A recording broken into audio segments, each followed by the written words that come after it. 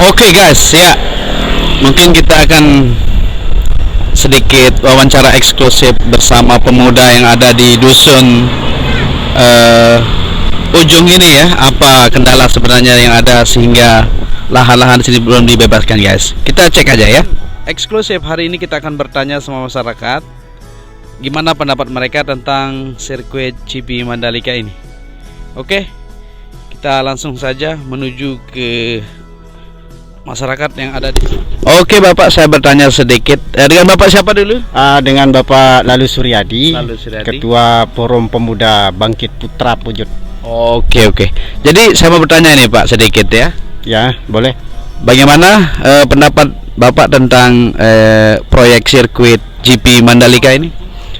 Jadi untuk sementara kita selaku masyarakat putra daerah antara dua persoalan terkait masalah kebanggaan dan yang bisa merugikan.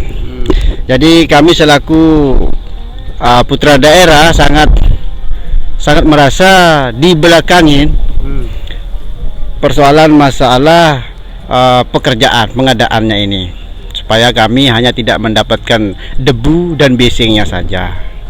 Jelas sebagai bahan tuntutan kami untuk bisa menolak daripada perkembangan perjalanannya ini, manfaatkan kami sebagai putra daerah untuk menjual jasa atau mengisi divisi sesuai skill. Persoalan masalah kebanggaan, ya kami sangat bangga atas adanya pembangunan sirkuit ini. Cuman yang jadi pertanyaan kami tidak sesuai dengan yang sudah ditetapkan oleh desa untuk 5 desa prioritas Kecamatan Pujut di wilayah Kek Mandalika ini. Desa-desa mana aja itu?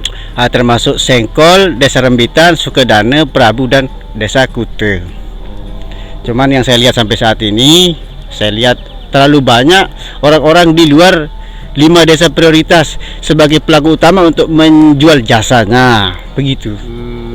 Sementara kami sangat merasa jadi penonton dan mohon untuk kebijakan instansi, baik itu pun yang terkait maupun yang di pusat, karena saya lihat perkembangannya sampai sekarang akan ada sosialisasi publik untuk mengadakan lembur, karena dalam rangka target operasionalnya sirkuit Mandalika ini 2021. Namun sangat tidak logika sekali karena 5 bulan ke depan sudah masuk 2021. Sementara tiketnya sudah habis terjual, dan sekarang dalam sosialisasi publik kemarin akan adakan lembur sampai jam 2, jam 3 malam. Dan ketentuan-ketentuan itu perlu di publikasikan supaya masyarakat tahu, tidak ada gejolak ke depannya nanti. Iya. Itu aja, Pak. Oke. Terima kasih, Pak. Berarti keluhan Bapak di sini adalah seharusnya PT yang mengerjakan proyek sirkuit GP Mandalika ini mengikut sertakan masyarakat yang ada di sini juga, Pak ya? Betul. Oke, Pak. Oke. Untuk bisa mengisi divisi sesuai dengan skillnya. Karena dalam jangka panjang yang menghandle untuk di pengaspalan ini kan waskita, cuman ganti tendernya dengan PP. Sementara saya lihat jangka panjangnya ini dengan tendernya yang sangat besar, jelas kami tidak mau jadi penonton. Karena pertama, hak mutlaknya kami di sini untuk nyaman, aman terkait masalah lahan kami. Marunin dengan bahasa Lombok kan, ndek kenyodok. Tanah kami bersertifikat. Selama mampu dia bayar, kami siap untuk dibebaskan. Cuman selama dalam pertimbangan kami berhak untuk nyaman dan aman, tidak mau bising, lebih-lebih menikmati debunya. Jadi tolong supaya ada kebijakan untuk pemanfaatan putra daerah. Karena perwakilan dari forum organisasi kepemudaan, kami sangat membutuhkan pekerjaan. Kita sama-sama lapar, butuh makan. Tapi selama kita mampu untuk mengisi divisi itu, kami tidak pernah meminta menjadi mandor, menjadi ini, sesuai skill kita. Dan mohon untuk dipertimbangkan oleh instansi, baik itu PT yang mengadakan konstruktoral ini, proyek ini, supaya ada pertimbangannya. Siap. supaya tidak terjadi gejolak yang tidak kita inginkan. Iya, iya, betul. Oke. Terima kasih Pak, luar biasa sekali berarti ya masukannya. Ya, sama-sama. Ya, ini situasi di sirkuit GP Mandalika. Kita bisa lihat di depan kita ini adalah dump truck atau tronton yang membawa alat-alat dari luar untuk ditaruh di sirkuit ini guys. Terutama untuk tunnel ini, besi-besi kita bisa lihat. Mereka membawa besi dan sebagainya ya. Oke, di depan kita bisa lihat ada masyarakat. Coba kita bertanya guys, mungkin apa keluhan mereka, tanggapan mereka tentang sirkuit GP ini. Oke Pak, maaf mengganggu ya. Ya. Oke. Jadi saya mau bertanya sedikit ini Pak ya. Apa sih kendalanya sebenarnya sehingga lahan-lahan di sini belum dibebaskan, atau mungkin apa permasalahan sama pihak ITDC? Mungkin bisa dijelaskan sedikit.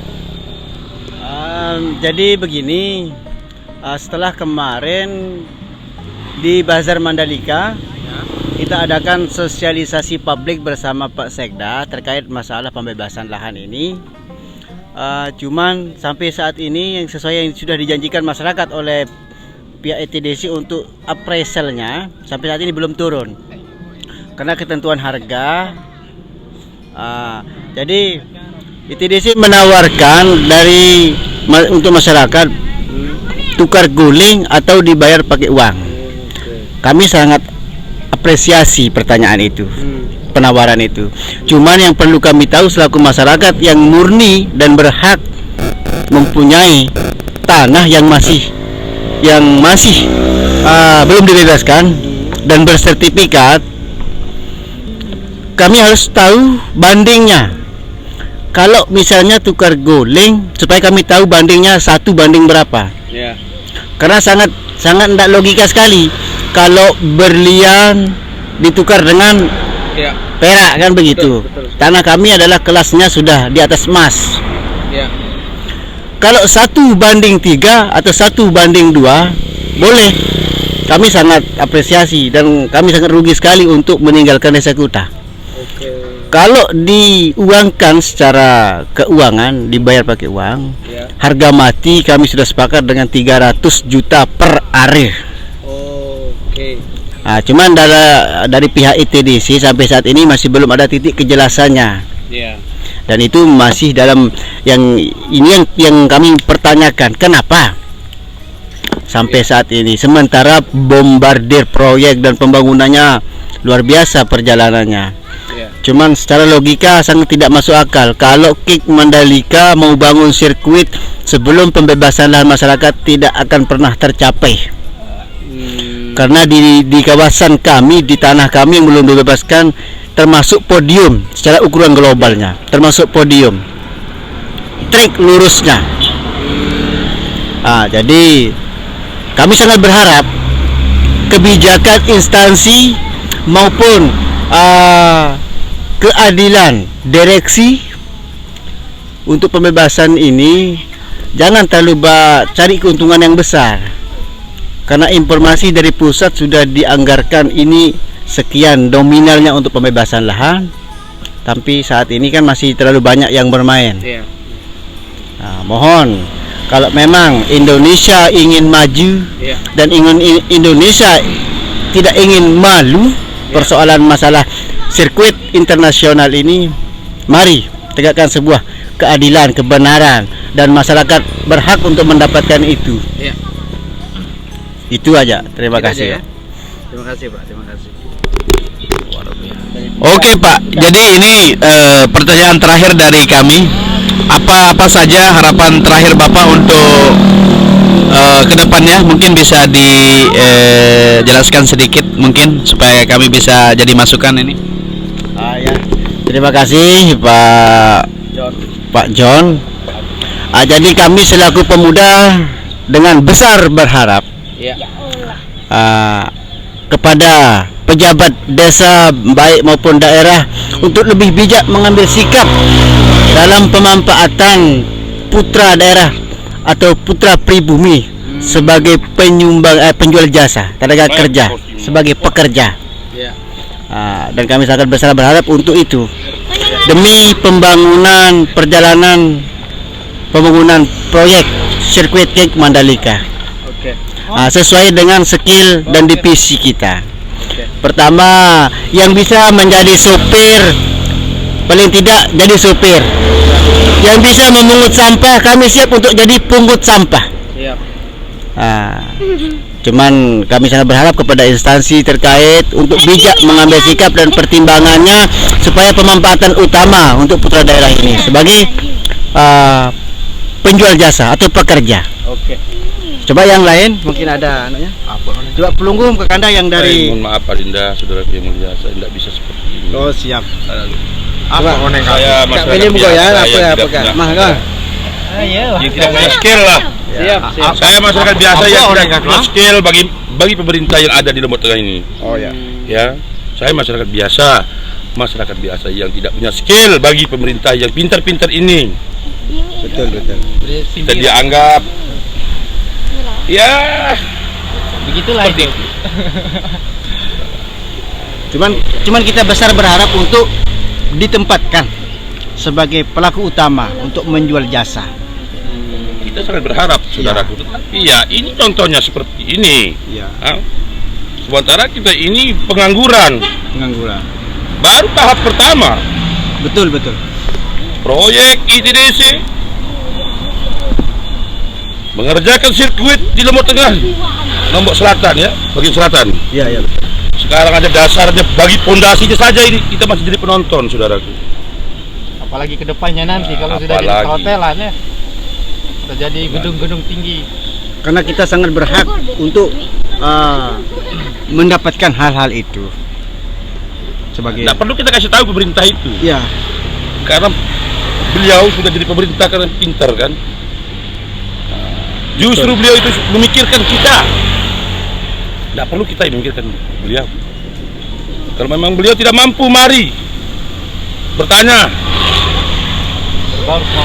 Bertanya sama orang-orang seperti kita ini, yang bodoh, yang dianggap bodoh. Apa perlu kita ajari mereka? Betul. Saudaraku, caranya memimpin kita, mengayomi kita, membina kita. Kita negeri kedawon tenda. Apa gerak tu Jawa dengan dua doang tamu begoyan ini. Apa perlu kita memakai cara-cara yang anarkis supaya mereka tahu? Karena dalam persoalan undang-undangnya sudah jelas sekali tertera kenyamanan, keamanannya masyarakat dan hak-hak itu kita tuntut. Justru pemerintah ini yang anarkis. Betul. Yang orang-orang pintar ini yang anarkis.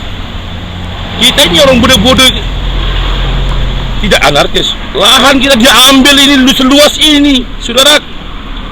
Betul. Merdeka. Lahan seluas ini kita menjual secara paksa, saudaraku. Ya. Dari tahun sekian sampai sekarang, berapa tahun terlantar, saudaraku. Kita menjual secara terpaksa. Coba pemerintah Lombok Tengah ini tegas supaya bagaimana caranya kita tidak menjual tanah, saudaraku. Ya, betul. Contohnya di Bali, saudaraku. Di Sulawesi, saudaraku. Mohon maaf, saudaraku. Tidak ada yang jual tanah. Di sana sudah ada aturan. Apa kita tidak bisa seperti itu? Kita dipaksa, tanah kita diambil paksa, semau-maunya. Memang saya tahu aturan itu. Bumi dan langit itu milik negara. Saya tahu, saudaraku. Mohon maaf ya. Saya tahu. Betul. Tetapi namanya pemerintah ini pinter, ternyata bodoh pemerintah itu. Betul. Pemerintah Indonesia diperbodohkan sama orang luar negeri, dipekerjakan sama orang luar. Kalau bisa orang luar kita pekerjakan, saudaraku. Mohon maaf, saudaraku, kita pekerjakan seharusnya itu, seharusnya. Betul. Biar kita jadi penonton. Kita harus pekerjakan mereka yang datang ke tempat kita. Apalagi sekarang ada rencananya kebebasan untuk bekerja. Mau sangan-angan anak ya lembur sampai jam 2 jam 3 malam. Dan aturan dari mana itu? Kembali Kak tadi, Ya. jangankan seperti itu, saudara. Lahan kita, tanah tumpah darah kita di sini, saudaraku, dibeli paksa. Kita mau pindah kemana? Betul, betul. Mohon maaf, saya ini orang Baju yang tidak punya pulau, saudaraku, ya. Saya orang Baju, bukan suku. Saya tidak punya suku di Indonesia. Satu-satunya orang Baju yang tidak punya suku di Indonesia. Ya, yang lain suku Sasak, suku Jawa, suku Sunda, semua punya suku Bugis. Tapi saya orang Baju yang tidak punya pulau, saudaraku. Saya orang Baju. Tapi sudah menumpah darah di Lombok. Supaya mengerti orang-orang besar ini. Betul, betul. Orang Baju itu di mana-mana ada. Di Jakarta yang pernah jadi presiden orang Baju. Mohon maaf, saudaraku. Habibie itu orang Baju. B.J. Habibie. Oh iya. Itu kakek Yusuf saya. Kala orang Baju. Saudara. Oke. Baik. Terima Terima kasih. kasih. Terima kasih. Luar biasa. Terima kasih Pak Adi. Itu aja keluhan dan harapan kita sebagai masyarakat yang berada di wilayah Kek Mandalika. Sudah. Oke. Dan lebih kurangnya semoga pertimbangan instansi pusat Sepeda. adalah letak kebijakannya. Oke. Kami siap menunggu dan selalu menunggu. Oke. Terima kasih Pak. Semoga ini menjadi masukan bagi kami ya. Oke. Assalamualaikum. Waalaikumsalam.